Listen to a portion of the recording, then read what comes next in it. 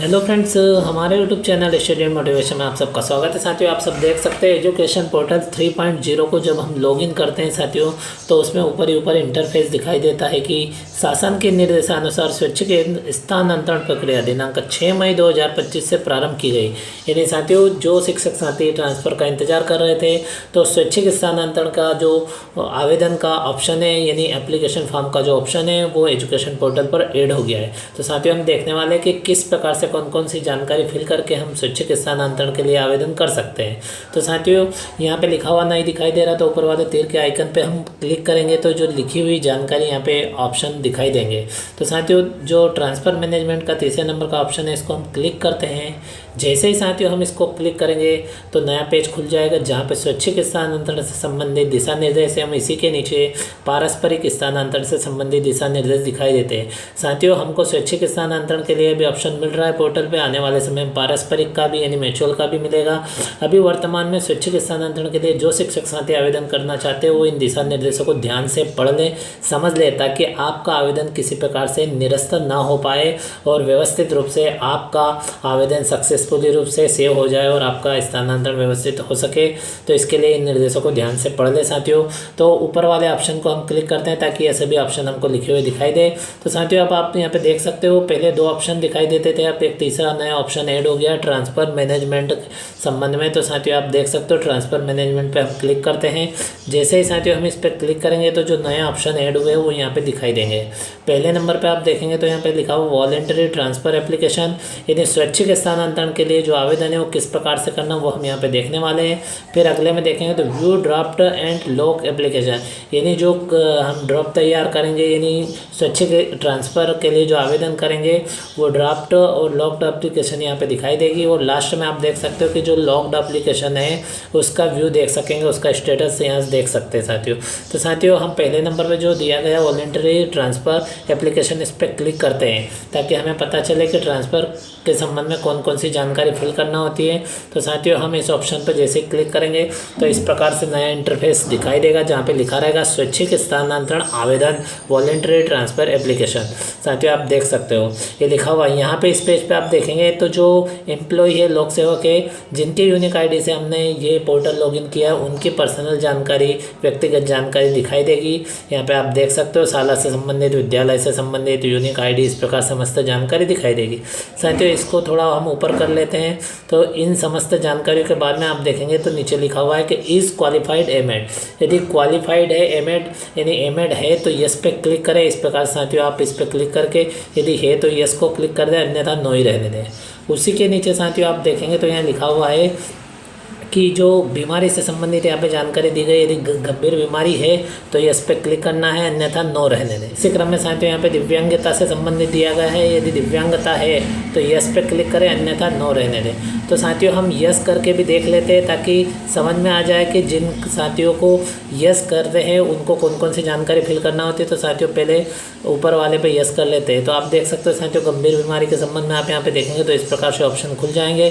फिर पहले नंबर पर टाइप ऑफ बीमारी, यानी जो गंभीर बीमारी किससे रिलेटेड है, इसके ऊपर सिलेक्ट पे क्लिक करेंगे तो यहाँ पे 5 प्रकार की बीमारियाँ दिखाई देगी, जिसके अंतर्गत आता है वो आप सिलेक्ट कर सकते हैं। इसी प्रकार साथियों अगले क्रम में आप देखेंगे तो यहाँ लिखा हुआ है कि सर्टिफिकेट डेट, यानी जो सर्टिफिकेट है, प्रमाण पत्र, उसकी दिनांक हमको यहाँ पे फिल करना होगी।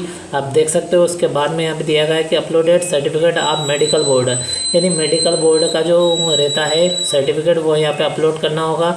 चूज़ फाइल पे क्लिक करके साथियों यहाँ पे अपलोड कर सकते हैं। इसी क्रम में साथियों नीचे दिव्यांगता की बात करें और हम यस पे क्लिक करेंगे तो साथियों इस प्रकार से यहाँ पे ऑप्शन खुल जाएंगे। आप देख सकते हो सभी ऑप्शन खुल गए। तो साथियों यहाँ दिव्यांगता में आप देखेंगे तो पहले नंबर पे दिया गया है कि टाइप ऑफ डिसेबिलिटी, तो यहाँ पे हमको उसका प्रकार सिलेक्ट करना होगा। उसके बाद में डिसेबिलिटी परसेंटेज सिलेक्ट करना होगा। फिर सर्टिफिकेट डेट यहाँ पे डालना होगी।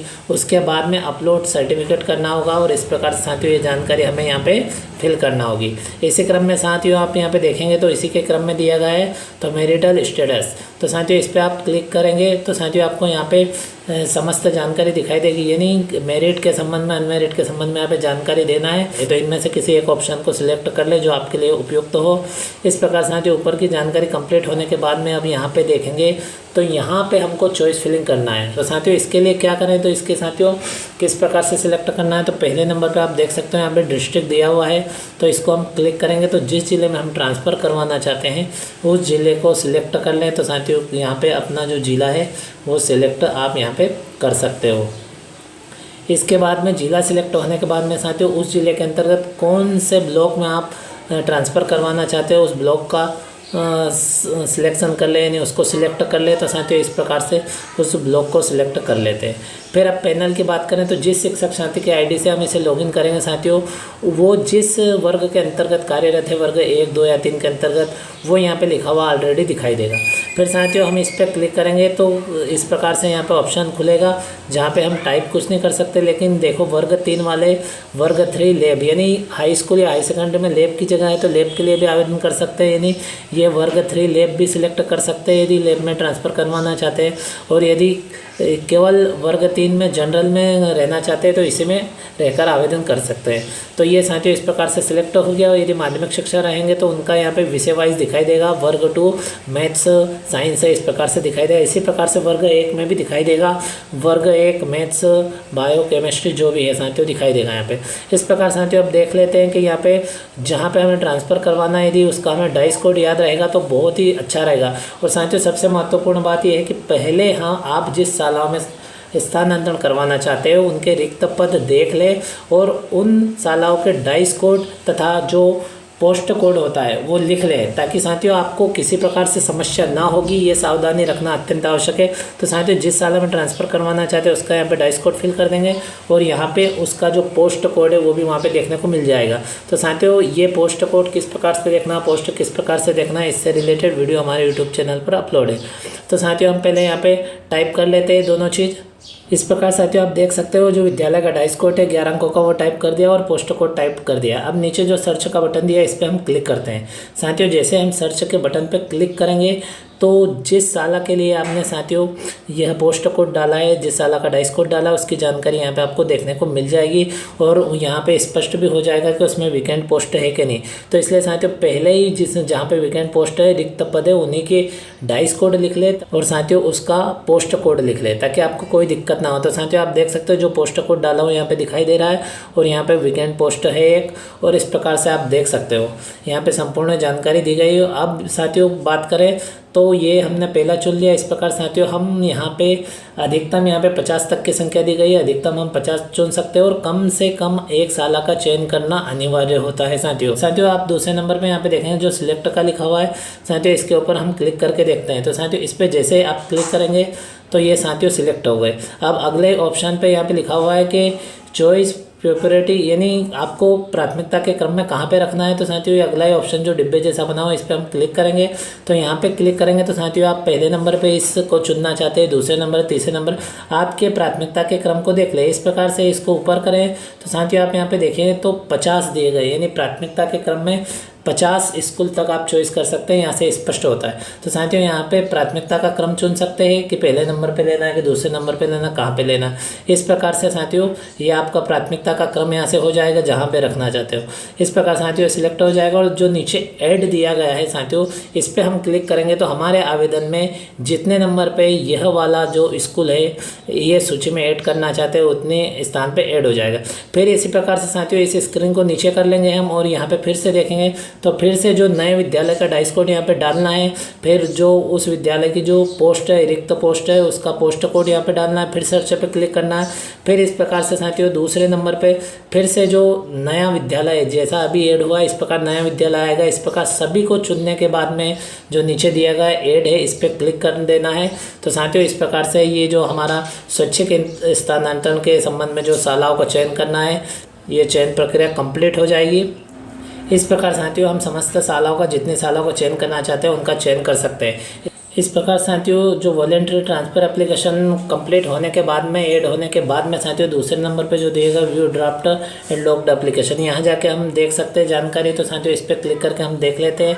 तो इस प्रकार साथियों इसको जैसे क्लिक करेंगे तो यहाँ पे आपको जो स्कूल है जितने साल ऐड की गए उनका रिकॉर्ड यहाँ पे दिखाई देगा। तो साथियों आप देख सकते हो यहाँ पे ऑप्शन दिया गया है वॉलंटरी ट्रांसफ़र का है तो वो यहाँ पे रिकॉर्ड दिखाई देगा इस प्रकार से ये सारणी के अनुसार, और यदि म्यूचुअल का है तो वो भी यहाँ पे दिखाई देगा। यानी साथियों आपके द्वारा जो सिलेक्ट सेलेक्ट की गई जो साला है वो वरीयता के क्रम में साथियों यहाँ पे दिखाई देगी। और उसके तुरंत बाद में आप देखेंगे तो साथियों जो तीसरे नंबर पे ऑप्शन दिया है व्यू लॉग्ड एप्लीकेशन, यहाँ पे आप क्लिक करेंगे साथियों तो जो आपका आवेदन पत्र वो कंप्लीट होने के बाद में आप यहाँ पे देख सकते हो साथियों, सर्च करके उसका स्टेटस देख सकते हो कि जो आपके द्वारा जो एप्लीकेशन किया गया उसका रिकॉर्ड यहाँ पे दिखाई देगा, यानी जो एप्लीकेशन के लिए आवेदन किया गया वो दिखाई देगा साथियों। इस प्रकार से साथियों हमने वीडियो में देखा है कि किस प्रकार से वॉलंटरी ट्रांसफर हेतु जो आवेदन है वो हम फिल कर सकते हैं, किस प्रकार से चॉइस फिलिंग कर सकते हैं और कौन कौन सी सावधानी रख सकते हैं।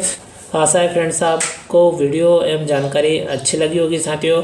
और इस प्रकार से अगर किसी शिक्षक साथी का जो ऑनलाइन आवेदन होगा तो जिसकी वास्तविक प्रोसेस साथियों हो सकेगी तो हम वीडियो के माध्यम से आपको आगामी वीडियो में बताएंगे साथियों। इसी प्रकार की जानकारी और न्यू अपडेट के साथ में अगले वीडियो में फिर मिलते हैं। Thank you friends.